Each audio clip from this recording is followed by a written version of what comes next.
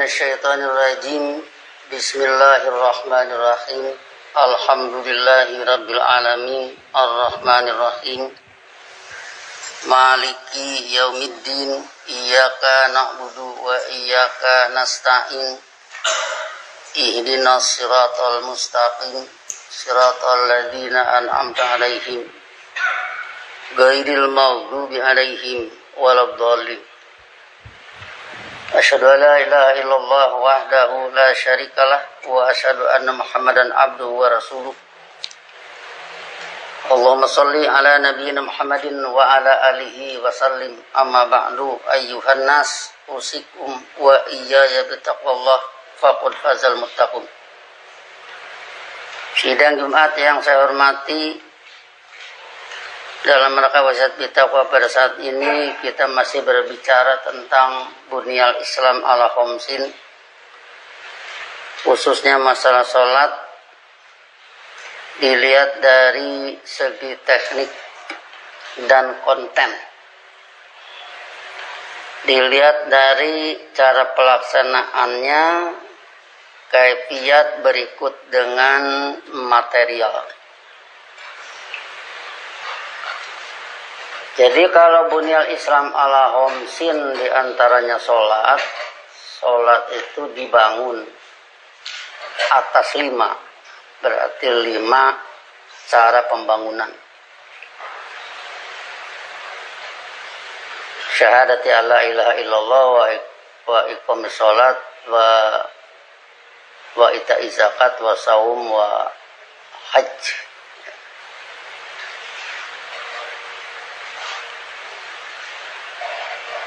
Jadi yang perlu kita sadari bahwa salat ini adalah teknis,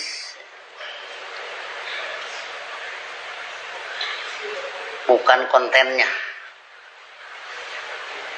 Seperti orang membangun, maka upaya ngaduk, upaya masang bata, itulah teknisnya.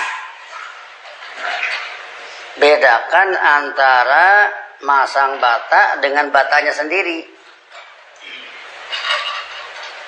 Bedakan ngaduk dengan pasir dan semen. Ngaduk itu bukan pasir.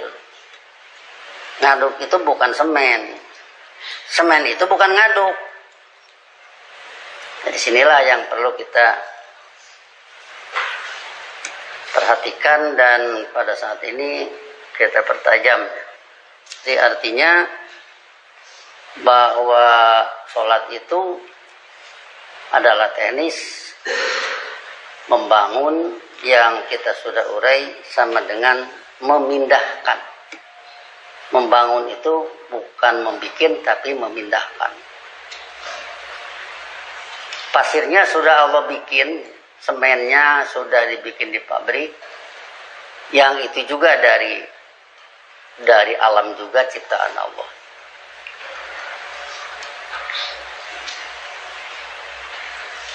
Jadi Islamnya itu sudah Allah bikin pada huwaladzi arsala rasulahu bil huda wa dinil haq.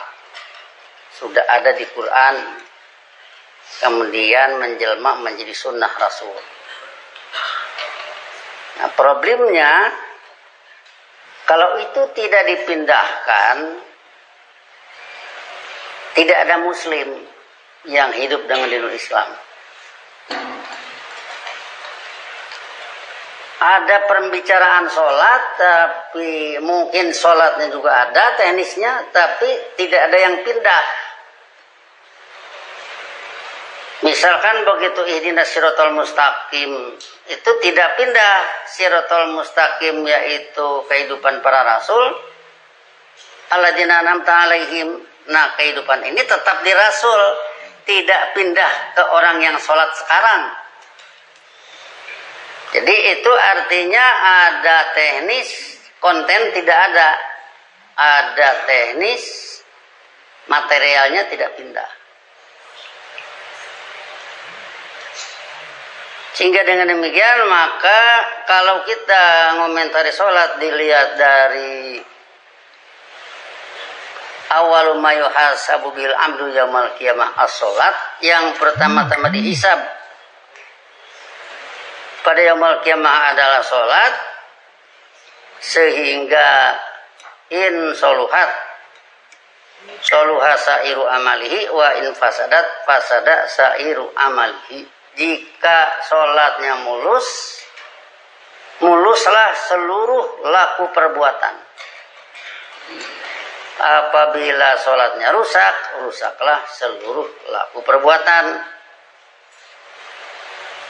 Jadi artinya sholat rusak, hidup jadi rusak. Sholat mulus, hidup jadi mulus. Karena kalau sudah berbicara amalun, itu adalah aktivitas. Sedangkan kita ambil rumusan life is activity. Hidup itu adalah aktivitas. Sekarang kalau pasada sairu amalihi, seluruh laku perbuatan rusak akibat dari sholat rusak, maka hidup menjadi rusak. Maka dari itu dilihat dari dua masalah tadi, teknik dan konten atau teknik dan material, maka tekniknya harus tepat, materialnya juga harus pindah. Artinya kalau tukang tembok itu membuat dinding atau membuat lantai, teknik membuat dinding dan lantainya bagus, materialnya juga memang pindah.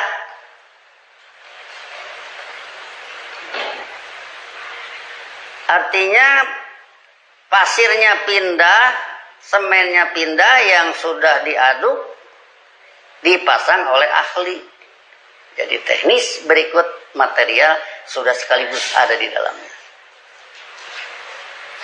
Jadi kalau dibanding ke sholat, bacaannya ada, fasih lagi.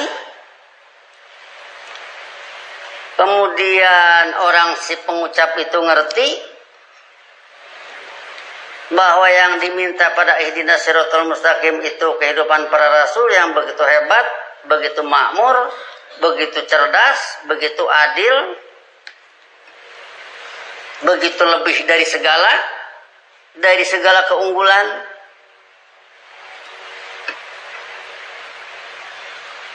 Itu pindah ke orang yang melakukan sholat, menjadi satu keinginan, menjadi satu pinta. Kemudian kehidupan rusak yang dipelopori oleh maghdub alaihim dan dolin terhindar dari si pelaku sholat. Sebab di sana ada kategori dengan la. Untuk maghdub alaihim pakai gori, untuk dolin pakai la. Jadi yang diminta adalah alladzina an'amta alaihim, siratal ladzina an'amta alaihim, siratun jalan kehidupannya, alladzina an'amta alaihim orangnya, minan nabiyyin wasiddiqin wasyuhada wassolihin. Jadi dengan demikian maka mulus sholat, mulus teknis dan mulus material, mulus teknik dan mulus konten, maka teraturlah hidup. Jadi dengan demikian maka setiap pembangunan yang 5 itu ada yang pindah. Pembelaan pindah. La ilaha illallah Muhammadur Rasulullah perlu dibela. Pembelaan itu pindah ke orang. Orangnya membela. Orangnya memindahkan isi Quran di dalam sholat. Pindah pada dirinya.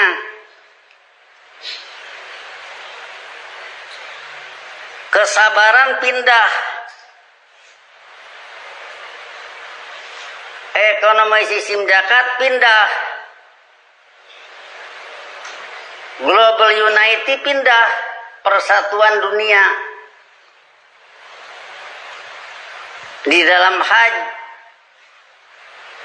yang ucapan labaiknya saja, ucapan talbiyah berarti labaika aku sambut panggilanmu, mu-nya ke Allah, serta dengan setia siap menerima perintahmu, mu-nya ke Allah. Jadi di sini akan terselesaikan global unity, persatuan dunia dengan ilmu Allah.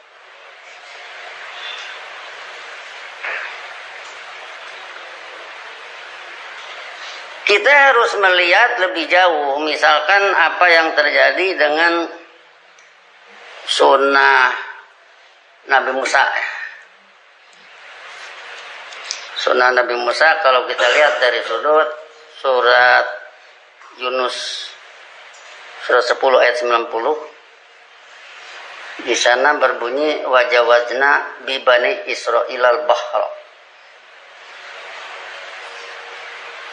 fa'atba'ahum fir'aunu wa junuduhu baghyan wa adwan hatta idza adrakahul gharq qala amantu annahu la ilaha illalladzi amanat bihi banu Israil wa ana minal muslimin. Wa jawazna bi bani Israil al-bahra, kami dengan kepastian kami membawa Bani Israel menyeberangi laut. Ya, kita ingat kita kuna fa'ilin ya, seluruhnya Allah yang melakukan.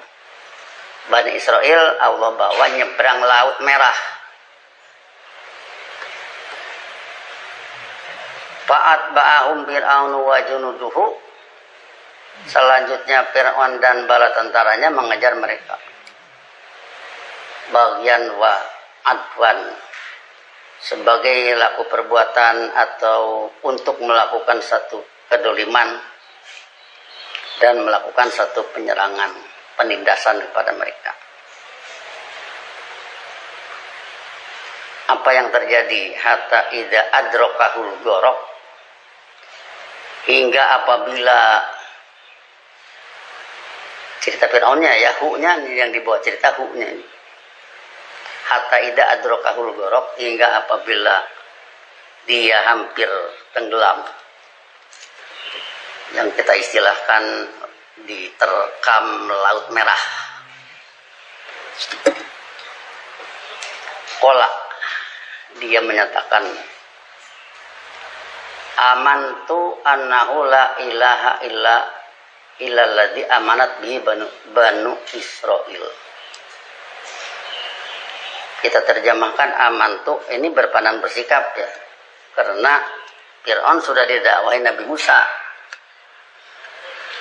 Jadi Fir'aun kalau sudah didakwahi Nabi Musa pasti kenal iman, pandangan, dan sikap hidup.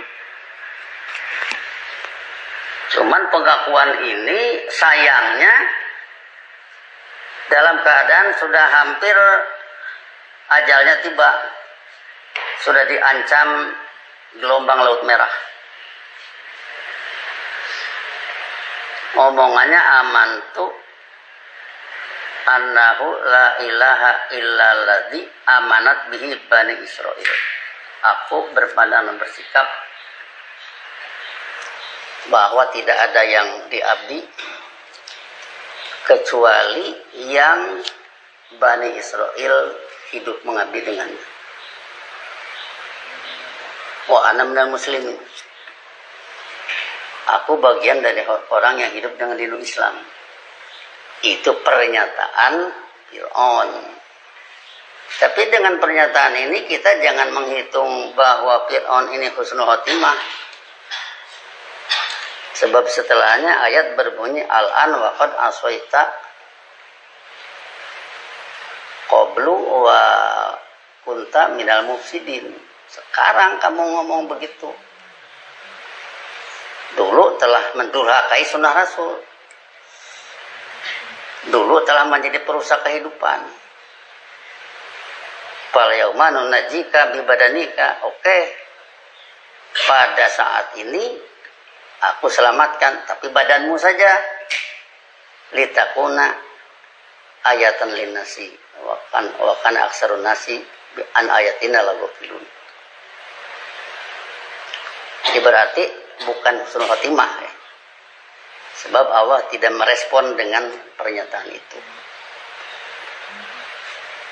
Nanti berbeda dengan apa yang terjadi pada penguasa Mesir di zaman Nabi Yusuf. Jadi penguasa Mesir di zaman Nabi Yusuf sudah sering kita katakan, wa qala maliku tunibihi, raja menyatakan datangkanlah dia. Jadi berarti sunnah Nabi Yusuf ini diundang oleh Raja Mesir untuk menyelesaikan persoalan Mesir. Yang kemudian falamma kallamahu qala innaka al-yawma ladaina makinun amin. Ketika sudah dialog antara raja dengan Yusuf, raja menyatakan, Anda sekarang pada periode ini di kalangan kami kuat lagi aman, kredibel. Qala jalni ala khazainil ardi inni hafidun alim. Yusuf meminta, kalau begitu aku ini difungsikan pada perbendaharaan bumi ini. Sebab kalau bendahara dipegang oleh yang tidak hafidun amin, rusak seluruhnya. Seluruhnya kan harus pakai dana. Mimma rajaknahum yunfikun, dipegang oleh yang tidak amanah, ya hancurlah. Nah, terjadilah di sana wakadzalika makkanna li Yusufa fil ardi yatabawwa'u minha haitsu yasha wa nusibu bi rahmatina man nasha wa la nudhi'u ajral muhsinin. Kami Allah memberi kepastian kehidupan saling kasih sayang tegak di permukaan bumi ini dengan sunnah Nabi Yusuf. Selanjutnya wala ajrul akhirati khairul lilladzina amanu wa kanu yattaqun. Bukan saja urusan Mesir selesai di dunia ini, tapi juga ajrul akhirah, imbalan akhirat, khairun, lebih indah bagi orang yang berbuat tepat. Jadi artinya kalau seperti sikap penguasa Mesir di zaman Nabi Yusuf sebelum Nabi Musa itu indah, itu bagus penyelesaiannya. Mesirnya selamat di dunia, kemudian ajrul akhirati khairun. Jadi dunianya sukses, akhiratnya sukses. Itu kalau diselesaikan oleh yang pakai ilmu Allah. Kalau yang tidak pakai ilmu Allah kayak Fir'aun di zaman Nabi Musa menyatakan annahu la ilaha illalladzi amanat bihi banu Israil, mengakui la ilaha illallah, kemudian menyatakan anak minal muslimin, tapi Allah tidak merespon, tidak berguna artinya. Nah, jadi artinya penyelesaian Mesir sudah, Mesirnya sendiri berantakan, Fir'aunnya ditelan Laut Merah, akhiratnya nggak usah dikatakan lagi. Nah, jadi artinya kalau manusia mau menyelesaikan dunia ini harus diselesaikan oleh yang pakai ajaran Allah menurut sunnah Rasul, yang benar-benar membangun hasanah di dunia, membangun kemakmuran, membangun keamanan, membangun kecerdasan, membangun kepatuhan menurut kebijakan pencipta, unggul, ya'lu wala yu'la alaih, urusan dunianya selesai, inklusif termasuk ke dalamnya penyelesaian di akhirat. Jadi dengan demikian maka akan lebih baik, akan lebih enak keinginan manusia tersalur ya, tidak kesana kemari, dalam arti segala sesuatu apa yang kita istilahkan bismillahi masya Allah. Kalau hidup sudah bismillah, apa yang Allah kehendaki. Kalau apa yang Allah kehendaki, maka kehendak Allah tidak akan terjadi. Kehendak Allah ini menghancurkan mukmin, menghancurkan manusia mukmin tidak akan terjadi. Kalau yang menghancurkan yang negatif sih ya karena akibat laku perbuatannya sendiri. Itu salah mereka sendiri. Wa makana Allahu liyadlimahum walakin kanu anfusahum yadlimun. Allah tidak mendulmatkan mereka, tetapi mereka yang mendulmatkan diri mereka sendiri. Jadi dengan demikian artinya dalam hal ini tentunya sebagai manusia yang wajar, sebagai makhluk Allah yang wajar, kita menginginkan penyelesaian dunia ini, kemakmurannya, kecerdasannya, keadilannya, segala keunggulannya diselesaikan oleh kebijakan pencipta. Supaya dunianya mulus, akhiratnya juga mulus. Oh bagaimana kalau akhirat aja mulus? Nggak ada istilah Rabbana atina fil akhirati hasanatan wa fid dunya hasanah, tidak ada. Tidak ada doa Rasul seperti itu. Yang ada Rabbana atina fid dunya hasanah wa fil akhirati hasanah wa qina adzabannar. Jadi kalau sudah itu dilantunkan dan mencapai pengertian yang sebenarnya, tidak usah lagi khawatir dengan berbagai kerusakan yang dilakukan. Sebab berbagai kerusakan yang dilakukan, Allah yang akan bertindak. Inna kunna fa'ilin. Barakallahu li wa lakum fil Qur'anil azim. Wa nafa'ani wa iyyakum bima fihi min ayati wa dzikril hakim. Wa taqabbal minni wa minkum tilawatahu innahu huwas samiul alim wastaghfiruhu innahu huwal ghafurur rahim.